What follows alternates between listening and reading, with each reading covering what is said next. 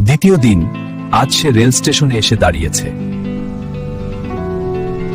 প্রতিটা ট্রেন থামলেই সে তাকিয়ে থাকে। মানুষ আসে, মানুষ যায়, কিন্তু সে যায় না। 7 দিন ধরে সে একই জায়গায় বসে আছে।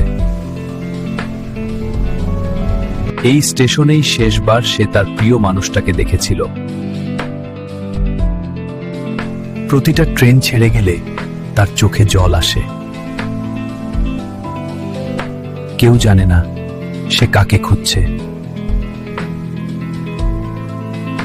সে কি সেই ছোট ছেলেটা যে তাকে বলেছিল আমি ফিরে আসব?